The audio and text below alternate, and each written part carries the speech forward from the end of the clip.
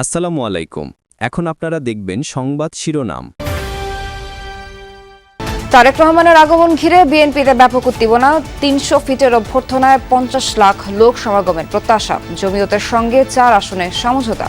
তাদের সম্পূর্ণভাবে সহযোগিতা করবেন এবং জনগণ যারা ভোটার আছেন তারাও তাদের প্রতীকে ভোট দিয়ে ধানের শীষকে শক্তিশালী করবেন। সবকিছু ধ্বংস করে গণতন্ত্র হয় না, নির্বাচন ডায়ালগ অনুষ্ঠানে মির্জা ফখরুল। জুলাই সনদ বাস্তবায়নের অঙ্গীকার নেতাদের আইন সম্ভাবে প্রয়োগের নির্দেশ সিসির। দিল্লি কলকাতা বাংলাদেশ মিশনের সামনে কট্টর হিন্দুত্ববাদীদের বিক্ষোভ। ভারতীয় হাইকমিশনারকে ডেকে গভীর উদ্বেগ ঢাকার। ঘটনা তদন্তের আহ্বান। আজকে এই জলবায়ু ঘটনা ঘটে এবং সেখানে গভীর উদ্বেগ প্রকাশ করা হয় এবং তারা আমাদেরকে আশ্বস্ত করেছেন যে এরকম তারা যথাযথ পদক্ষেপ নেবেন। গুম নির্যাতনের মামলায় ট্রাইব্যুনালে শেখ হাসিনা সহ ১৭ জনের বিচার শুরু। অব্যাহতি চাওয়া সেনা কর্মকর্তাদের আবেদন খারিজ। নোয়াখালীর হাতিয়া রণক্ষেত্র চর দখল নিয়ে দুপক্ষের সংঘর্ষে অন্তত ৫ জন নিহত, আহত অনেকে হাসপাতালে ভর্তি। আসসালামু আলাইকুম। এখন দেখবেন সংবাদ বিস্তারিত।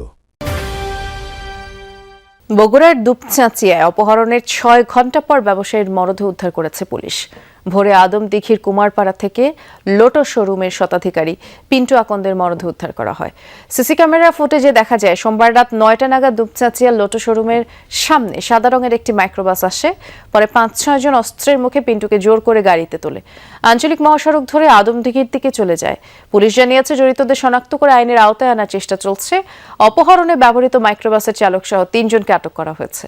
প্রাথমিক ধারণা শ্বাসরোধ করে হত্যা করা হয়েছে পিন্টুকে। আমরা ওখানে সিসি ক্যামেরা চেক করে মাইক্রোবাসের পিছনে নাম্বারটা পাই।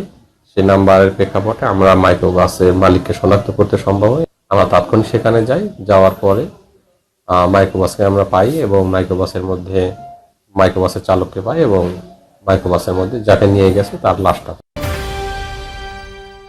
খুলনা এনসিপির সহযোগী সংগঠন জাতীয় শ্রমিক শক্তির বিভাগীয় আহ্বায়ক মোতালেব শিকদারকে গুলি করার ঘটনায় আটক তনিমা তন্নিকে প্রধান আসামি করে মামলা হয়েছে। দুপুরে ভুক্তভোগীর স্ত্রী ফাহিমা আক্তার ঝুমুর মামলা করেন। জাতীয় যুব শক্তির খুলনা জেলার যুগ্ম সদস্য সচিব তনিমা তন্নি সহ অগত ৭-৮ জনের বিরুদ্ধে মামলা করা হয়।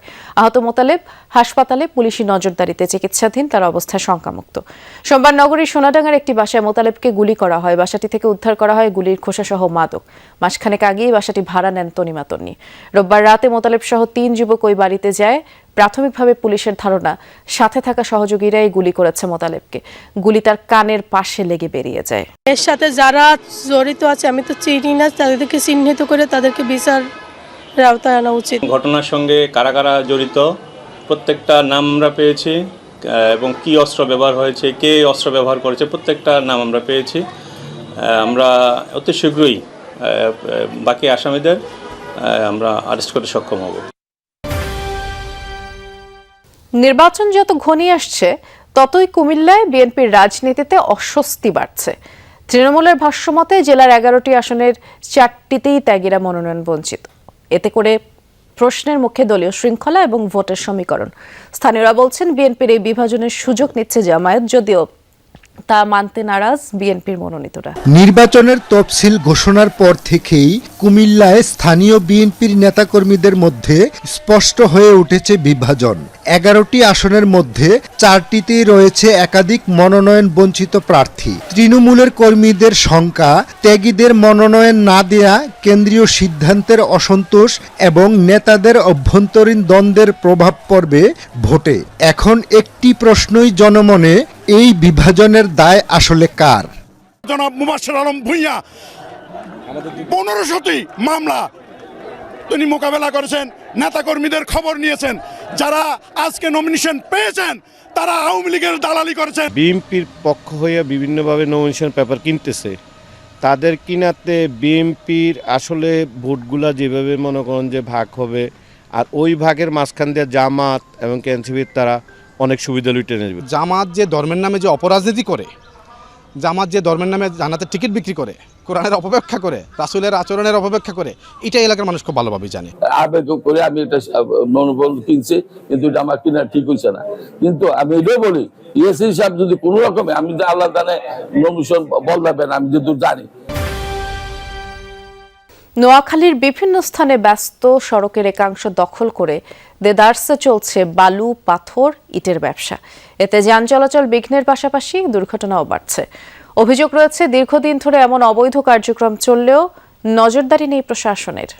নোয়াখালী চট্টগ্রাম মহাসড়কে নির্মাণ সামগ্রী রেখে চলছে ব্যবসা। 4 লেনে এমন চিত্র নোয়াখালীর বেগমগঞ্জের। শুধু এই উপজেলাই নয়, পাশের সোনাইমুড়ি ও সদর উপজেলার চিত্র একই। ফলে চলাচলের সমস্যা হচ্ছে 3 উপজেলার প্রায় 14 লাখ মানুষের। কিছু ব্যবসায়ী, অশুদ্ধ ব্যবসায়ী বালু, কণা অনেক কিছু ফেলে রাস্তা ভর করে ফেলছি। আমি রাস্তার উপর দিয়ে আসা লাগছিল, তো আরেকটা গাড়ি আসে আমাকে ধাক্কা দিয়ে অ্যাক্সিডেন্ট করে দেয়। আমরা চলাফেরা করতে পারি না, কি জানি গাড়ি ঘোড়ার ভয়ে আমরা অন্য জায়গা দিয়ে হাঁটতে হয়। সাধারণ মানুষ তো আছেই, সড়ক দখলে নিয়ে এমন ব্যবসার বলি হচ্ছে স্কুলগামী শিশুরাও। রাস্তা সরু হয়ে যাওয়ায় প্রায়ই ঘটছে দুর্ঘটনা, এমনকি ঘটেছে মৃত্যুর ঘটনাও। গত বৃহস্পতিবারে একজন ছাত্র অ্যাক্সিডেন্ট হয়েছে, এখন আমরা ভয় পাইতেছি। রিক্সা আমাকে মারে পরে আমি এখানে ব্যথা পেয়েছি, আবার হাতের এখানে ব্যথা পেয়েছি। আমাদের আসতে অনেক কষ্ট হয়, বাচ্চা পোলাপান নিয়ে আসতে কষ্ট হয়, বাচ্চা পোলা অনেক অ্যাক্সিডেন্ট হয়। আমাদের একটা ছাত্র মারা গেছে। রাস্তার উপর নির্মাণ সামগ্রী রাখায় উঠছে ধুলাবালি, বাড়ছে বায়ু দূষণ। এতে শ্বাসকষ্টজনিত সমস্যাও দেখা দিচ্ছে অনেকের। অর্ধেক রাস্তা মারেই রাখে, অনেক গাড়ি আসে ওভারটেক করে আমাদের চাপ দেয়, আমরা গাড়ি দুর্ঘটনা হয়। পাবলিক মারা যাইতেছে, ব্যবসা বাণিজ্য করতেছে, রাস্তা ব্লক করি, গাড়ি ওভারটেক করা যায় না, মানুষ অ্যাক্সিডেন্ট হয়। নাকে দিয়ে মুখে দিয়ে ধুলাবালি ঢুকে, ধুলাবালি ভরে গেছে, মানে শ্বাসকষ্টের সমস্যা।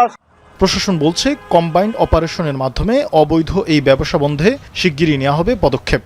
আপনাদের মাধ্যমে আমরা অলরেডি অবগত হয়েছি। আর্মির যে ক্যাম্প আছে সেই ক্যাম্পের কমান্ডার এবং র্যাবের যিনি দায়িত্বরত অফিসার আছেন তার সাথে আমরা কথা বলেছি। আমরা কম্বাইন্ড একটি অভিযান অতি শীঘ্রই আপনারা দেখতে পারবেন। শরীফ ফারুকি, যমুনা নিউজ। বিলুপ্তির পথে কবি কৃষ্ণচন্দ্র মজুমদারের স্মৃতিচিহ্ন। খুলনার সেনহাটি বাজারের কবির পৈতৃক ভিটার বেশিরভাগই বেদখল হয়েছে, গড়ে উঠেছে দোকানপাট সহ বিভিন্ন প্রতিষ্ঠান। নতুন প্রজন্মের কাছে অচেনাই রয়ে গেছেন অবিভক্ত বাংলার জনপ্রিয় এই কবি। সৃজন দিবসে মনের হরষে জ্বালাই মোমের বাতি, আশুগৃহে তার দেখিবে না আর নিশীথে প্রদীপ ভাতি। নিজের ভালো সময়ে যে অন্যের কষ্ট অনুভব করে না, সুখের দিন ফুরালে সেও তার পাশে কাউকে পাবে না। পৃথিবীর এই বাস্তবতা কবিতার রূপকে ফুটিয়ে তুলেছেন কবি কৃষ্ণচন্দ্র মজুমদার, যার কবিতায় একই সাথে দেশপ্রেম ও নৈতিক মূল্যবোধের প্রকাশ ঘটে। নীতি নৈতিকতার সেতু হিসেবে যে মানুষটি এসব পংক্তিমালা উপহার দিয়ে গেছেন তাকে চেনেই বা কজন, তার সৃষ্ট সাহিত্যকর্মেরই বা কি অবস্থা। উনি আমাদের এই ভৈরব নদীর পাশে এটা নিয়ে কবিতা লিখছেন, এতটুকু জানি। কৃষ্ণচন্দ্র মজুমদার, তার সম্পর্কে অত বেশি আমরা জানি না।